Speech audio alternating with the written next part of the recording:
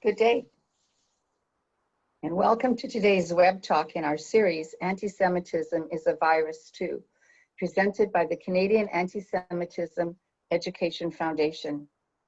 Our topic today is Western countries next extending sovereignty. With friends like these, who needs enemies? I'm Andrea Spindle, Executive Director of CAEF and moderator for today's web talk, which will be presented by Dr. Martin Sherman, who's online with us from Israel. The Canadian Anti-Semitism Education Foundation has been combating anti-Semitism for over 20 years and defending our basic freedoms, including both free speech and freedom of religion, and forming interfaith alliances and defending other persecuted minorities. Most importantly, we work to combat anti-Zionism by presenting programs that educate people about Jewish history and the historic events such as the Balfour Declaration and the San Remo Resolution that led to reconstituting the Jewish homeland in Israel, the legal, biblical, and historic home of the Jewish people. We ask for your financial support so that we may continue to present significant speakers, build our educational resources, and challenge anti-Semitism in the public sphere and in the courts. We urge people to recognize that in combating anti-Semitism, we must stand up for Israel and oppose its delegitimization on all accounts. And we need to be armed with knowledge about Israel's history and truth to counter the hatred and lies. Standing up for Israel, standing up against anti-Semitism, which is a virulent form of anti-Semitism, is an imperative, for silence signals complicitness. Silence is not an option. We must show people how to apply the IHRA, the International Holocaust Remembrance Alliance definition of anti-Semitism, and denounce those who try to negate or demonize Israel. Passivity, seeking acceptance, being polite, which is very Canadian, being quiet and hoping the din will die down, all will be well, did not serve the Jewish communities of of Europe, and it will not serve those in North America today. We need to be loud and proud, stand up for Jewish rights, for the state of Israel, and for the autonomous sovereignty of that state. So today, Dr. Sherman is going to help us understand why Western democratic countries, so-called allies of Israel, are lining up with disdain over her audacity and acting in her own best interests. Many countries are challenging Israel's legal rights, rights that have long been recognized by international experts, including rights to Judea and Samaria. The European Union, the United Kingdom, and Canada talk of exerting pressure on Israel not to extend Israeli civil law over 500,000 Jews living in Judea and Samaria. Land that would actually have been was included in the Oslo Accords as coming under Israel's sovereignty. They reiterate threats made by Israel's lethal enemies about potential sanctions and envision the loss of peace, but peace has been non-existent for 100 years. And sanctions are contrary to the IHRA, whereby it states that anti-Semitism is treating Israel differently than all other countries, applying a double standard. Western countries are not challenging countries that illegally occupy lands such as Turkey and Cyprus, Spain and West Sahara, China and Tibet. Why then are they so hot and bothered about tiny Israel continuing its sovereignty over territory already anticipated to be permanent under Israeli control in any final agreement with the Palestinian Arabs? To answer these and other questions, I'm really pleased to introduce you to Dr. Martin Sherman, founder and CEO of the Israel Institute for Strategic Studies. And following his presentation, you'll have an opportunity to answer questions using the Q&A function on your Zoom screen. Dr. Sherman holds degrees in physics and geology, business administration, and a PhD in political science. He served for 7 years in operational capacities in the Israeli intelligence community, receiving commendations from both Prime Minister Yitzhak Rabin and Defense Minister Shimon Peres. From 1990 to 91, he held the post of ministerial advisor to the Israeli government and has testified as an expert before the Joint Economic Committee of the U.S. Congress in a hearing on economic and security trends in the Middle East. He was a research fellow at the International Policy Institute for counterterrorism, and acted as the academic coordinator of the internationally renowned Herzliya Conference in 2001 and 2002. From 2003 to 2010, he was the academic director of the Jerusalem Summit. Dr. Sherman has 15 years' experience as a director on the boards of several Israeli commercial companies. His academic publications include several books, articles in well-known journals, and numerous chapters in edited volumes and policy papers on a range of strategic and foreign policy issues. Likewise, he's appeared frequently on TV. You can actually see him almost every week on ILTV, and I recommend that. He's also been on radio and Israeli and international networks. He writes extensively on security, political, and economic issues in the Israeli press in both English and Hebrew. And I welcome him today. Dr. Sherman. Thank you, Andrea, and thank you for hosting me in this important webinar. I'm very honored to be with you. The title that I've given this talk is The Case for Sovereignty. And the question is, to annex or not to annex, or for the more linguistic purist, to extend Israeli sovereignty over areas of Judea and Samaria or not to extend. To give my talk some structure, I've divided it into a number of parts. The first part I will be dealing with the difference or the divide between formal legality and political legitimacy. The second part will be, if not annexation, then what? The alternative to sovereignty. And then the risk entailed in foregoing sovereignty. And finally, Israel's twin imperatives to continue to exist as a nation state of the Jewish people. Now, you should never really apologize when you're starting a talk, but I do have to apologize now because I'm not at all familiar with the new technology that we're using. So I'm going to try my first attempt and show a slide. Well, that's more or less what the structure of the talk. I hope everyone can see that. The case for sovereignty, formal legality versus political legitimacy. If not, then what? The alternative to sovereignty, the risk entailed in foregoing sovereignty, and Israel's twin imperatives. So, as a political scientist rather than a jurist or a lawyer, I'm more interested in the political legitimacy rather than formal legality. But I don't think that we can dismiss the legal side altogether. And in many ways, Israel is on pretty sound ground here, because we've seen that the US administration and Secretary of State Pompeo have declared that Israel's presence in Judea and Samaria, otherwise known as the West Bank, is not illegal. We've seen a legal opinion by a former High Court Justice in Israel, Edmund Levy, declaring that Israel's presence there and the settlements or communities are not illegal.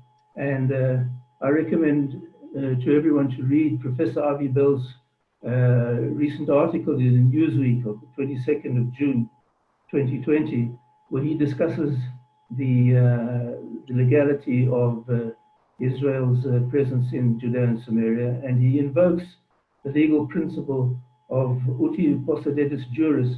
In other words, territory or any other property remains under the control and the ownership of the possessor at the end of a conflict, unless otherwise provided by a treaty. And since there's no treaty, according to this principle, Israel's presence in Judea and Samaria is illegal.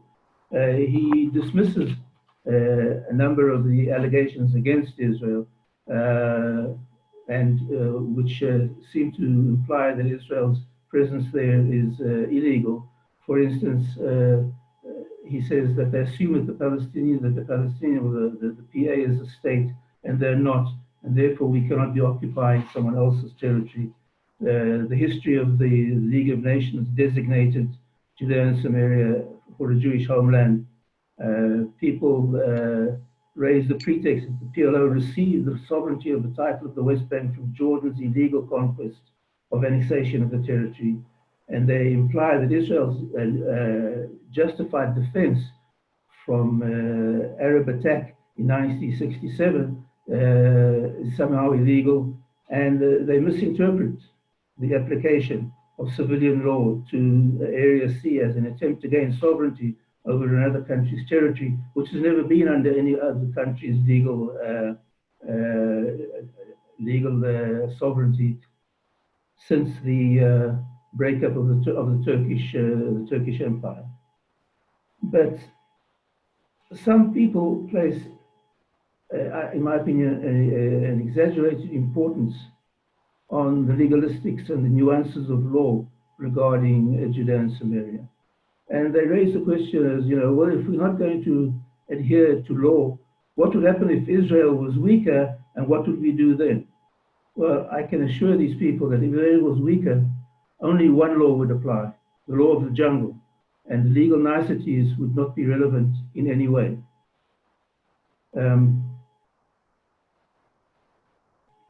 My point of departure as a political scientist is that Israel should be and continue to be, over the long term, the nation state of the Jewish people.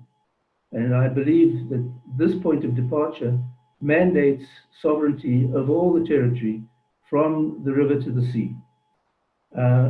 Because, going back to the legal issue for a moment, let's suppose that you could bring up some irrefutable legal argument that Israel was not a legal entity.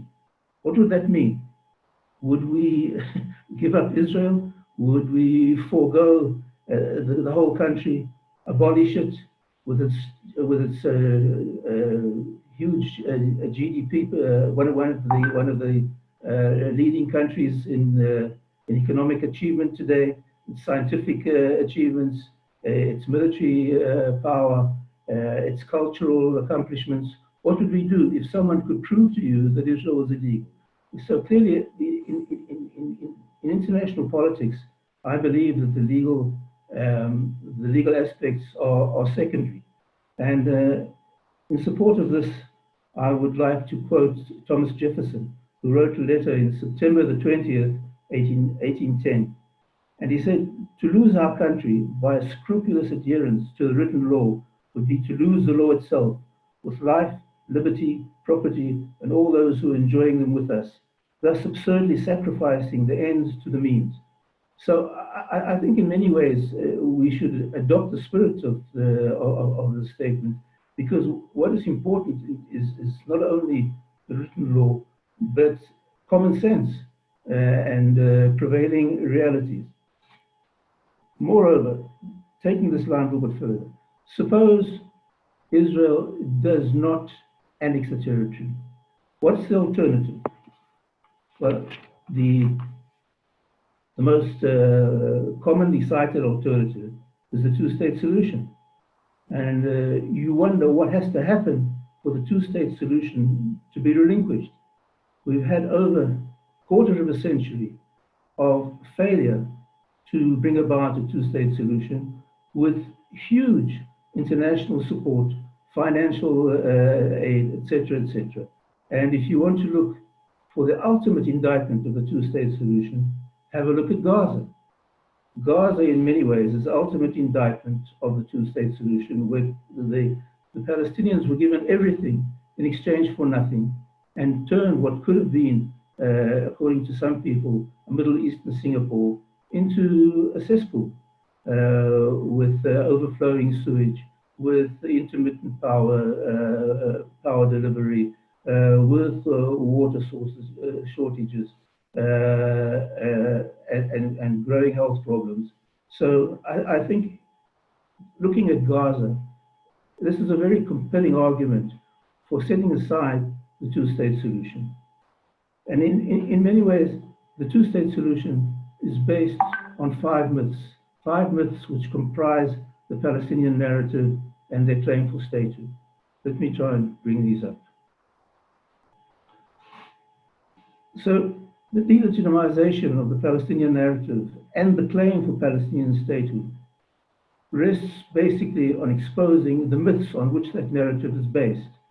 There are five myths: the myth of Palestinian homeland, the myth of Palestinian peoplehood, and I distinguish between people and nationhood, because there's a myth of Palestinian nationhood.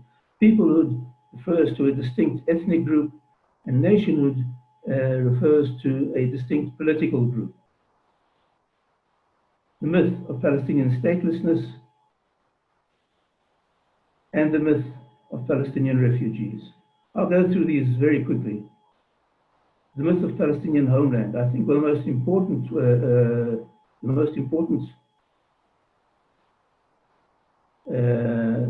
piece of evidence for corroborating this myth is an article from the Palestinian Covenant itself, which was adopted in 1964. The liberation of Palestine is a defensive act necessitated by the demands of self-defense as stated in the Charter of the United States. For Palestine to look forward to restoring the legitimate situation to Palestine, achieving peace, security, and territory, and enable its people to exercise national sovereignty. Now, but where do they explicitly exclude their claim for sovereignty? The organization does not exercise any territorial sovereignty over the West Bank and the Hashemite Kingdom of Jordan or on the Gaza Strip.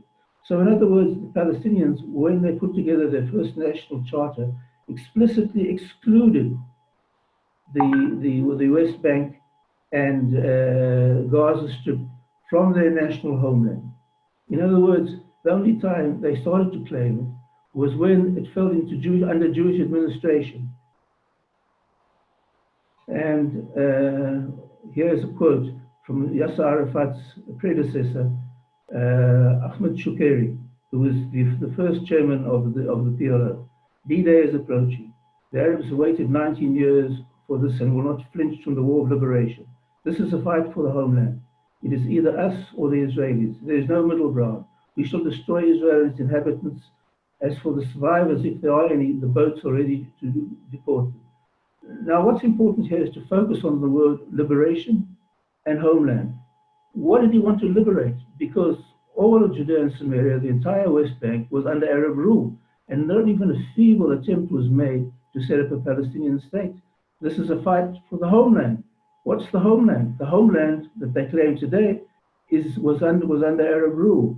So I think this tears the mask off the Palestinian claim that Judea and Samaria is their ancient homeland, because they themselves admitted that it was under someone else's legitimate sovereignty. Then the myth of Palestinian people. There are no difference between Jordanians, Palestinians, Syrians, and Lebanese.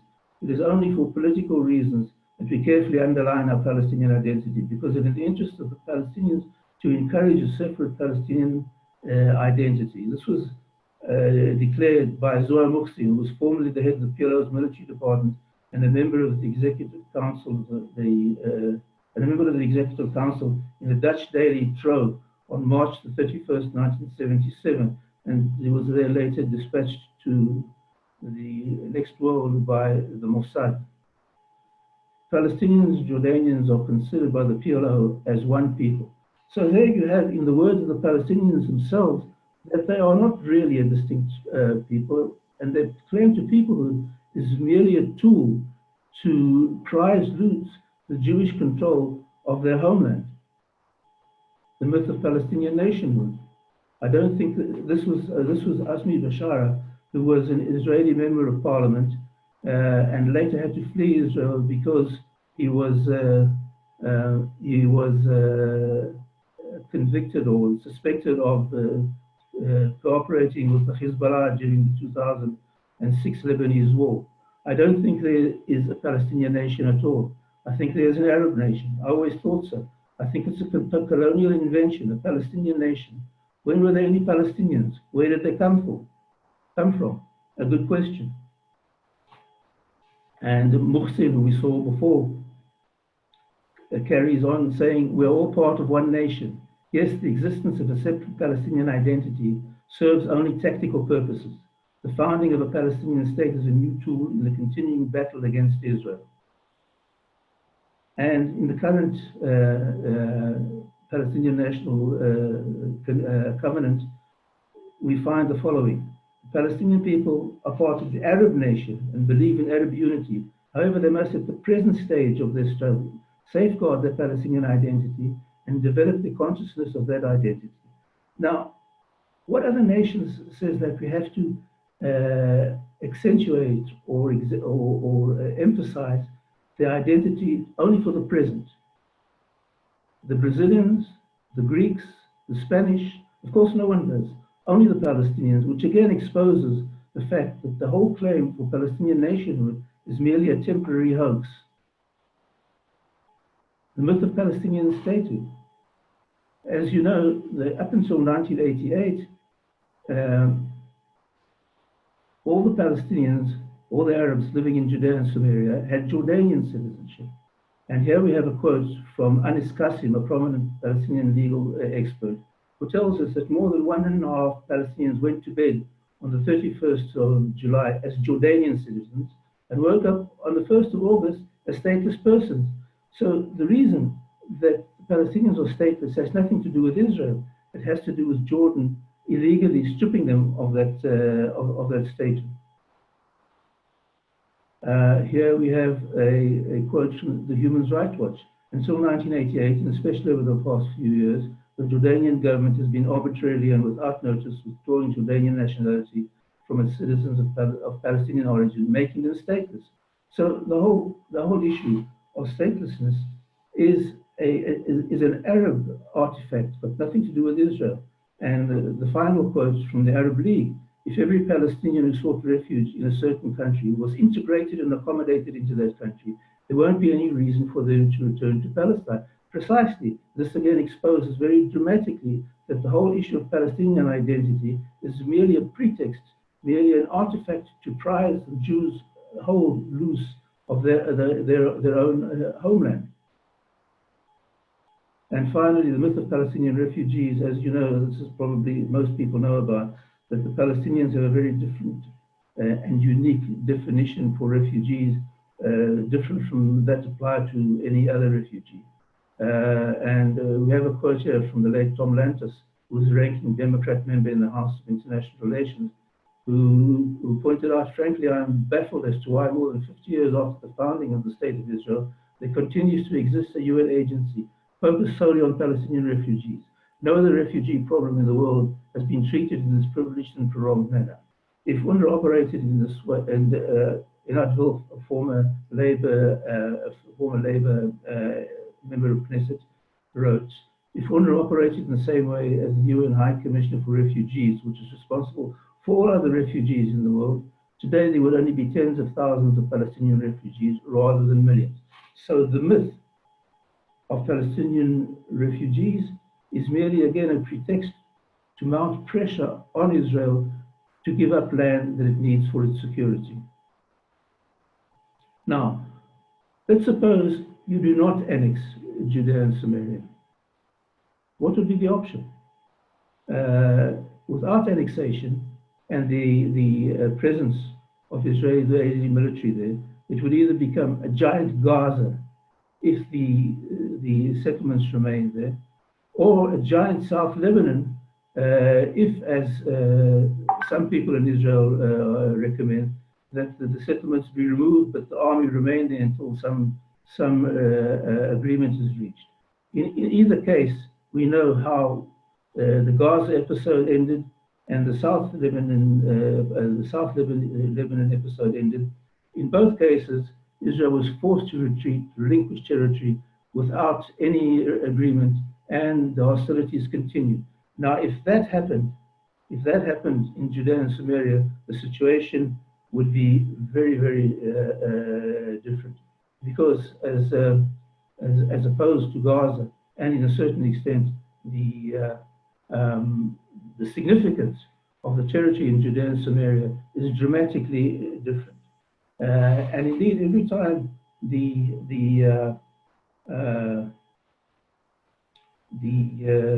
land for peace principle has been implemented or attempted to be implemented, the land relinquished has become a platform from which to launch attacks against Israel.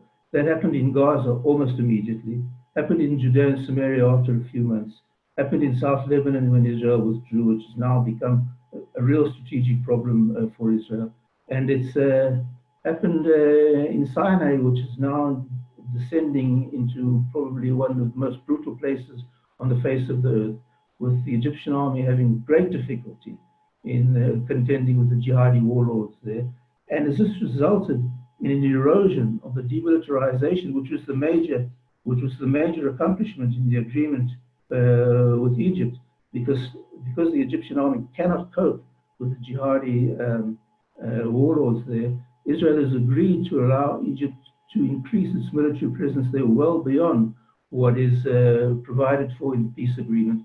And if there is a change of regime in Cairo, because the Muslim Brotherhood is down but not out, all this military equipment would fall into the hands of a very hostile regime in Cairo, or fall into the hands of the jihadi warlords who, as I say, are giving the Egyptians very stiff resistance there. So every time the principle for land for peace has been attempted, it's always backfired and become a platform for hostility to be launched against Israel. Now, let me try and convey to you why the area in Judea and Samaria is so important for Israel.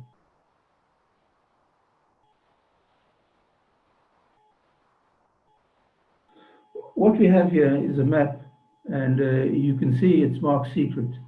This is a map put together by the Joint Chiefs of Staff of President Johnson, designating the areas critical for Israel's security. The areas marked in grey are areas that were considered critical for Israel's security, many of which Israel has already relinquished, like, for instance, the approaches to Eilat and the approaches to the Red Sea in the south of Sinai. Now, in 1993, an article appeared written by Eugene Rostow, who was then who at the time of the formulation of Resolution 242 was the senior American diplomat who dealt with the composition of this resolution, and who knew exactly what was meant by the resolution, which called for defensible borders for Israel. And in the article, he wrote the following: what these two senators who were burdened assume is that somehow or other, some Arab state has the right to claim that anything beyond the Green Line is Arab territory under 242 and 338. This is exactly contrary to its provisions and its purpose. There is an important document which has now been released. It is useful in interpreting Resolution 242, which, as I say, Rostow was instrumental in formulating, because it reveals what the US government had in mind in pushing the resolution through. It is a map of the area showing places of particular security concern to Israel. The map was prepared by the Joint Chiefs of Staff, who made a study of Israeli security to advise the president on what Israel's security concerns were. The study advised that the security of Israel required Israel to receive parts of the territory of the West Bank as essential to its defense. In fact, all the studies of Israeli security problems reached the same conclusion. From the security point of view, Israel must hold the high points of the West Bank and the areas along the Jordan River. And then he adds, I do not know if the Joint Chiefs of Staff would draw a different map today, but I doubt it very much. Now, as you can see, all this area here is the area that's being talked about in the annexation plan. Interestingly, they didn't talk about the Jordan Valley, but we'll say something about that later. Now, I'm going to try my hand again in bringing up some more slides. Here's, in my opinion, an amazing quote by Shimon Peres, who in 1978 basically said that the Oslo strategy, which he himself endorsed and promoted, was incredibly dangerous. He wrote then, the establishment of such a Palestinian state means the inflow of combat-ready Palestinian forces, more than 25,000 men under arms, into Judea and Samaria. This force, together with the local youth, will double itself in a short time. It will not be short of weapons or other military equipment. In a short space of time, an infrastructure for waging war will be set up in Judea and Samaria and the Gaza Strip. Note, by the way, that his terminology, Judea and Samaria.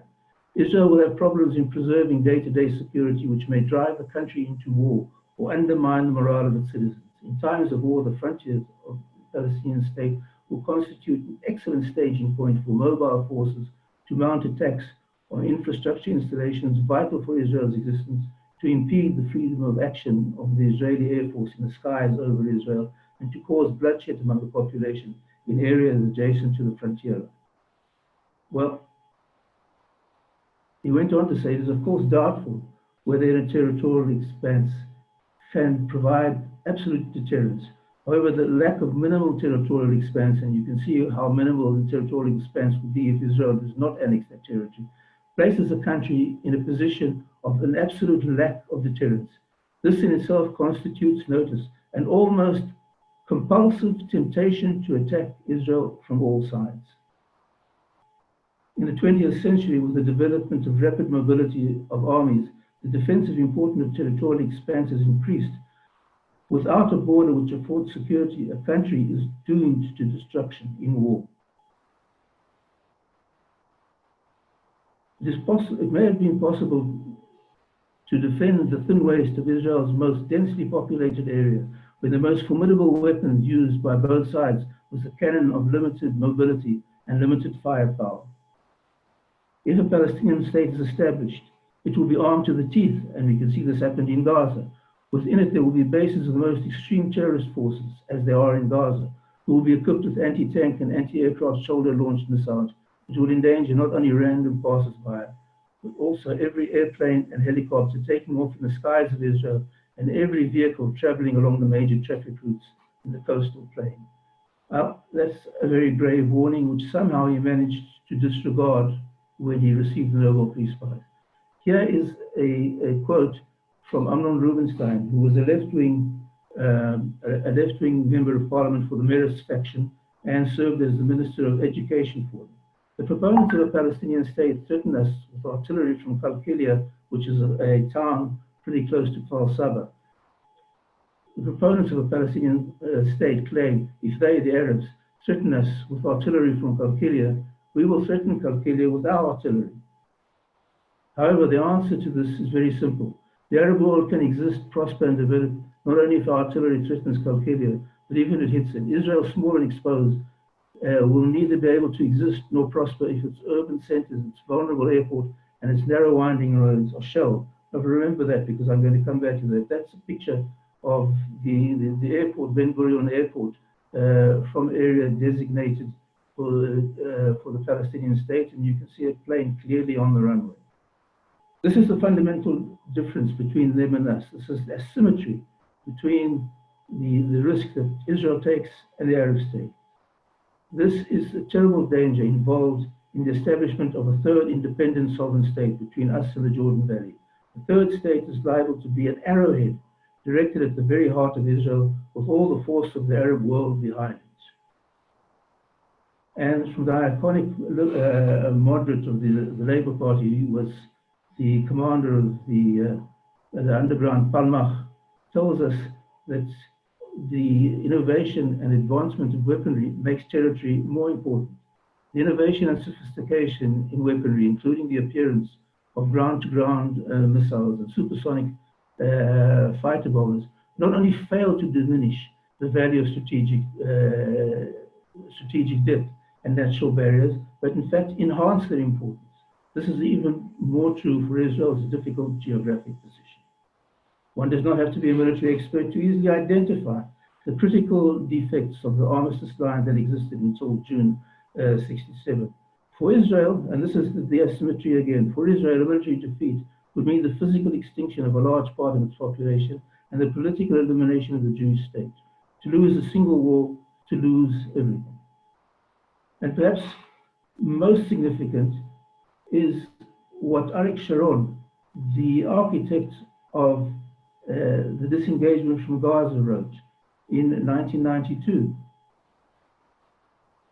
in an article called "The Imperative Not to Flee from Terror." These experiences prove not only that terror can be eradicated, but also a principle by which this is to be accomplished. It is imperative not to run from terrorism, and it will be smitten only if we control its bases and engage its gangs on their own territory. Gaza is the prime example.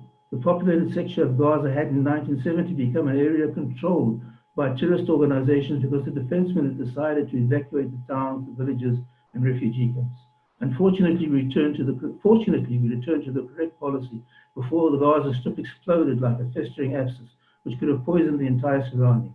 But it's because of mistaken policy of fleeing from the population centers and refraining from eliminating the danger in its early formative stages, we had to conduct a far more difficult and lengthy campaign. And then his prophecy.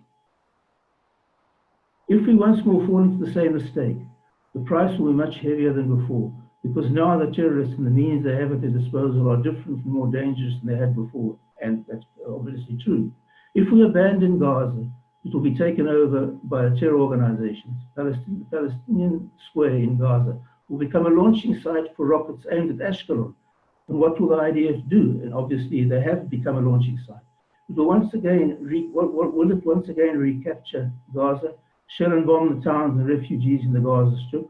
We all aspire to a political settlement, but we will not reach it by way of surrender, but only by crushing terrorism, and we can only eliminate terrorism if we control its bases and fight its gangs there and destroy them. Now, of course, this is an amazing quote because it is 180 degrees from what Sharon later advocated. These are two quotes from Yitzhak Rabin and Arik Sharon, who advocated handing territory over to Palestinian rule. And Yitzhak Rabin jeered at those who warned about the consequences. He said, the nightmare stories of the Likud are well known. After all, they promised Katyusha rockets from Gaza. For a year, Gaza has been largely under the rule of the Palestinian Authority. There has not been a single Katyusha rocket, nor will there be any Katyusha. And we know how that worked out. And Arik Sharon was on record saying, I'm firmly convinced and truly believe that this disengagement will be appreciated by those near and far, reduce animosity, break through boycotts and sieges, and advance us along the path of peace with the Palestinians and our other neighbors. Again, we can see how accurate that prediction turned out. And if you'll just allow me just 1 minute of patting on my own back, I wrote an article in 1992 called Why We Can't Dump Gaza, in which I warned of the following. The frustration and despair of the Gazans will manifest themselves in hostile action against Israel as the perceived cause of the privation. Our southern settlements and towns will be the target of frequent attack, which will compel Israel to retaliate. But how and against who? Without a military presence in the region, the IDF will not be able to identify and apprehend those responsible for firing. Airstrikes or artillery shelling on civilian populations will cause heavy casualties among the dense, destitute masses in whose midst the attackers conceal themselves. How would the world react? And that's something I wrote almost 3 decades ago, and I think it pretty much summarizes the situation that withdrawal from territory precipitated. Talking about annexation and the necessity for Israel, I think we could show more or less how dangerous it would be. And in fact, let me go back one last presentation. If Israel were to relinquish territory and not annex it, what would the forces deployed, whether renegade or regular, on the territory evacuated by Israel be able to see? Suppose a Palestinian intelligence officer was standing here. You can see this is just above Petach Tikva, Tel Aviv, Netanya, Ashdod, Jerusalem. Okay, just east of these Palestinian villages of Rantis and Aluban. This is what they would see at the Ben Gurion airport. You can see here some passport control, the duty-free store, planes docking on the tarmac, and the control center. You can see some more sitting ducks on the tarmac. Here's a plane landing at Ben Gurion airport. Photographs from that point I pointed out in the previous slide from area designated for a Palestinian state. There's a plane that we took from the same site. You can see very vulnerable. Here's Tel Aviv. This is the tallest building in Tel Aviv. This is just near army headquarters. This is the Israeli center, people who know it. Here is another picture of that, a little enlarged. Here is a picture of the very prestigious youth center and northern Tel Aviv. Here you can see that enlarged. This is a picture from the south. Here you have the reading power station and important high-rises with lawyers and architects and doctors' offices in them. And here you have the Trans-Israel Highway, photographed by a drone, which we put over the highway, because this is a security barrier. This is Trans-Israel Highway. This is the area designated for a Palestinian state, and this is approximately 70 meters. So you can imagine how vulnerable this highway would be if this area was relinquished and not annexed by Israel. Israel, in order to endure as the nation state of the Jewish people, needs to address two imperatives. And if it doesn't, it will be untenable as the nation state of the Jewish people. It has to address the geographic imperative so it doesn't become untenable geographically. And I've tried to make the point that relinquishing the territory would make Israel extremely vulnerable and almost indefensible. It would be almost impossible to maintain any economic or social routine with hostile forces perched on the hills that could control everything within the coastal plain. I believe, I won't go into this now, I believe that the annexation is only one blade of a two-bladed scissors, because you need to address another imperative, and that is demographic imperative. But I think we'll go into that perhaps in another talk. I don't want to broach that subject at the moment. Now, finally, I just want to touch slightly on the moral issue. People present the Palestinian statehood paradigm as somehow people who hold the moral high ground, and people who oppose the Palestinian state are somehow right-wing extremists. As I said, I won't go into this now, but I've been promoting for many years an alternative paradigm of incentivized immigration for Palestinians to allow them to live a better and more secure life elsewhere. And what I would like you to do is to compare the comparative morality of these two paradigms. A Palestinian state on one side, or incentivized immigration on the other. I don't think that even the most fervent two-stater would dispute that what we can expect from a Palestinian state is the establishment of yet another homophobic, misogynistic, Muslim majority tyranny. And I don't think anyone, and we've seen that every time Israel has relinquished territory, and I think that's an adequate description of what's happened in Gaza, homophobic, misogynistic, Muslim majority tyranny. On the other hand, incentivized immigration offers non-belligerent Palestinians a chance, an opportunity to find a better, more secure and prosperous life elsewhere, outside of the circle of violence, and to extricate themselves from the clutches of the cruel, corrupt cliques who've led them astray for decades. And I think it's somewhat paradoxical for people to object to pay the Palestinians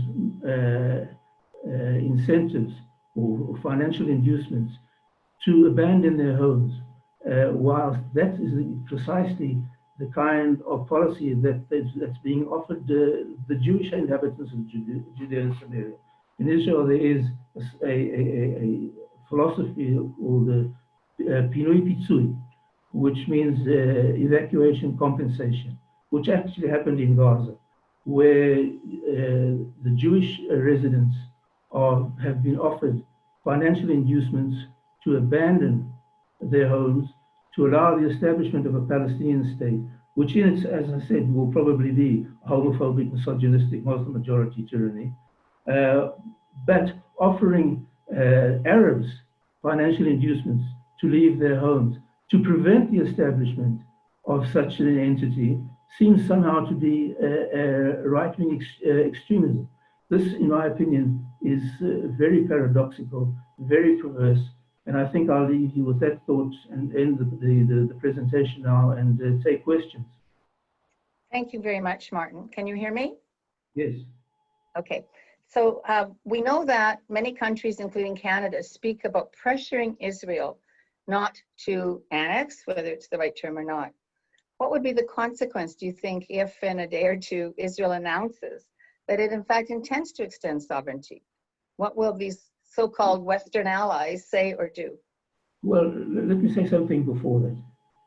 I think one of the problems that you're finding so much anti-Israel rhetoric around the world, some of the blame must be shouldered by Israel, because Israel has been very remiss in presenting its case to the world.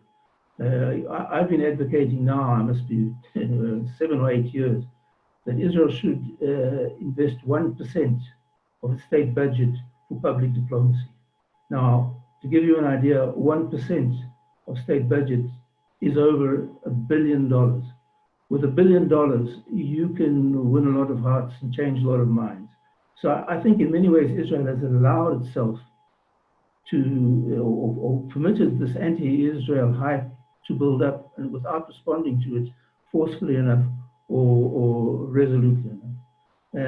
I think, I don't believe that Israel anywhere, at any time, has warned the world that setting up a Palestinian state would be basically what I pointed out, a homophobic, misogynistic Muslim majority tyranny, which would be a bastion for jihadi terror. And basically that's what Gaza has become. And there's very little reason to believe that Judea and Samaria won't become that, only on a scale 20 times larger, and with topographical superiority, as I tried to show. So I think Israel has been very remiss in presenting this to the world and showing how paradoxical and perverse it is for people who expound liberal values to promote and endorse the establishment of such an entity. Now, what they would do, I think a lot would depend again on how forceful Israel is. In my opinion, Israel hasn't really struck whilst the iron is hot with the current administration in Washington. I think that at least I believe now, if Israel was much more forceful, much more self-confident in its claims, I believe it would get much more support from the administration. And if you have the support of the administration, I'm not quite sure how damaging the consequences would be for it. You must remember, for instance, in Europe, at the moment at least, to impose sanctions, you need a unanimous decision of all the EU. And there isn't a snowball's chance of hell of getting that, because Israel, quite wisely, has driven a rift into the EU with the Visegrad countries, with the Eastern European and Central European countries, who will never vote for sanctions, endorse sanctions against Israel. So, I really think this is the time for fortune, for adopting the dictum that fortune favors the bold. Israel's been threatened time and time again with all sorts of horrible things, like moving its embassy, which wasn't an Israeli initiative, but again, everyone said that the Middle East would go up in flames. They recognized Jerusalem as the capital. They stopped funding the PA. They've torn the disguise off the UNRWA hoax, which I mentioned earlier in my talk. So I think there certainly is a need for Israel to be much more bold in its approach to this. There may be consequences, but many countries have relations with Israel not because they're so judophilic, because they're so fond of the Jewish state, but because there are many advantages attached to it. You know, Israel has a lot to offer, and I think that we shouldn't be too much deterred by these threats. One of the questions in the current U.S. plan, I'll call it the U.S. plan, they speak of Israel having right to annex the piece 30% we're talking about in the Jordan Valley, but also that the Arab Palestinian population has 4 years through their governance structure, I guess, to meet certain conditions, after which they wouldn't have that option. Is it possible they could bluff their way through 4 years and get that option? Or do you think they'll just dismiss it and do nothing? What will be their response? Again, you know, to invoke a snowball in hell, I don't think there's the snowball's chance in hell for them being able to comply with those conditions, even if they wanted them. I think the Arab strategy at the moment would be to hope for Trump not being re-elected. I mean, one of the conditions, if the US continues to endorse the Trump plan, one of the conditions is disarming Hamas. Well, good luck with that. So I don't believe that there's any danger of them being able to comply. Within the annexation, is there a percentage or a number of Arabs who would actually be absorbed or provided Israeli citizenship? Could some of the smaller villages, for example, instead of being encircled by Israel, could they be absorbed into Israel? Well, that depends. I'm very wary of allowing that sort of precedent. I think, you know, even if you look at the Muslim population within the Green Line, it's approaching 20%. Now, Muslim populations far smaller in Europe have caused mayhem. You know, you might say that Israel has been a bit more muscular in dealing with the population, but a 20% Muslim population, you're already, you know, it's becoming a problem. Fortunately, up until now, the Israeli Arabs, I think, have availed themselves of the advantage of being part of Israel rather than being part of the Arab world. You know, it's probably much more amenable living in Israel than living in Yemen or Libya or Syria or Iraq at the moment, or in Gaza.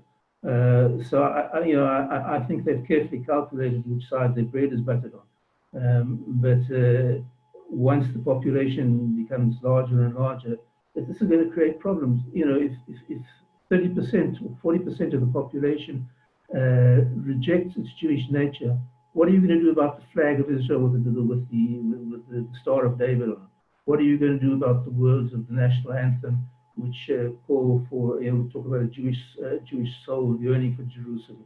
What are you going to do about Hebrew as the hegemonic means of communication? What are you going to do about the calendar, according to which you have holidays and run public life and symbols? All of these are going to be very difficult to maintain if you've got a 30-35% minority that not only doesn't accept them, but rejects them vehemently. So, you know, again, going back to what I talked about incentivized immigration. You know, I believe that this is not only the most moral and most humane option, but it's also the least inhumane if it fails. Again, if your point of departure is that Israel should be the nation state of the Jewish people, if you're prepared to forego that point of departure and not want Israel to be the nation state of the Jewish people, then many other policy options are feasible. But if that's your point of departure, I don't think there's any other solution. Martin, some time ago you shared a slide I saw, or an article, about the fact that there is a significant percentage of people, of Arabs, who leave Gaza when there's an opportunity to do so. Can you comment on that?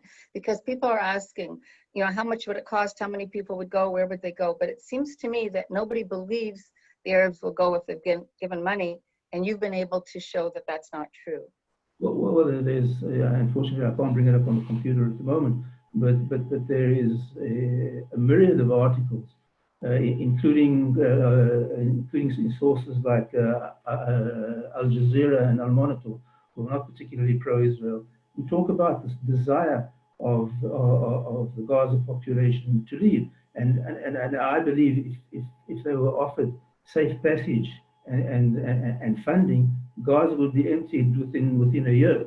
If you look at Palestinian studies, between 40 and 50%, what's his name, Khalil Shkaki, who is the leading Palestinian pollster, regularly finds that in Gaza, between 45 and 50% of Palestinians are willing to say that they want to immigrate permanently.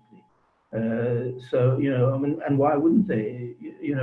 With the public awash in sewage, with water polluted, with power outages, etc., with a very repressive regime, why wouldn't you want to leave? I mean, one of the articles in the left-wing Haaretz designated Turkey as the promised land of the Palestinians. A lot of Palestinians were trying to get Turkey and then try and get into Europe. But there certainly is a great desire in Gaza, to a lesser extent in Judea and Samaria. But if Israel were to pull out of Judea and Samaria, and Gaza were to descend into a Gaza-like reality, I'm sure the percentage of people wanting to leave Judea and Samaria would also spiral upwards. One last question before we go, and I know there are many more. Why are some of the Jewish communities in Judea and Samaria opposing annexation, and what can be done about that? What's the consequence of that? Well, I think that it's, again, typical right-wing incompetence in politics. I think it's a very bad mistake.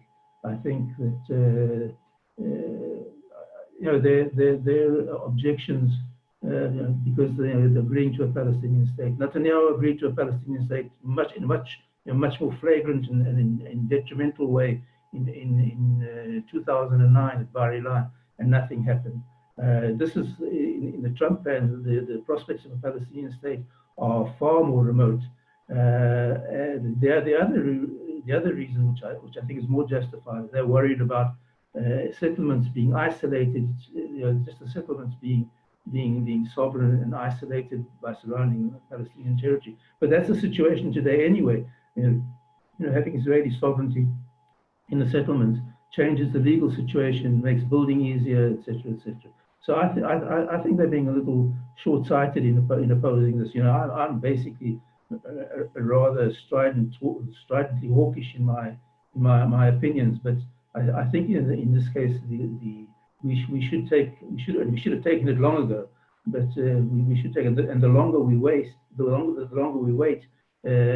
more chances of missing the opportunity there are. So I believe they're making a serious mistake, and I think there's also a chance that they may annoy the American administration or say, listen, we tried to be so forthcoming to you, and this is our thing. So I think it's not a very prudent policy. Okay, thank you. I'd like to suggest that people that may still have questions could forward them to my attention, Andrea@caef.ca, and we'll be happy to share them with Martin and publish responses, keep the dialogue going. Thank you, Martin. Really appreciate your honest assessment today. I think some of the ideas you've shared are probably pretty novel for some people.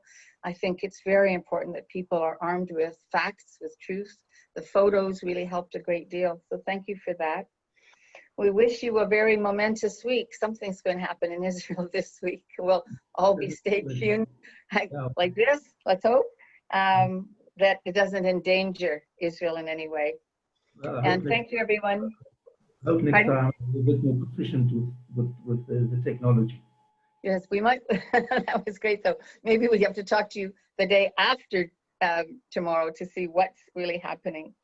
So I want to reiterate that CAEF would appreciate financial support so that we can fight anti-Semitism and anti-Zionism.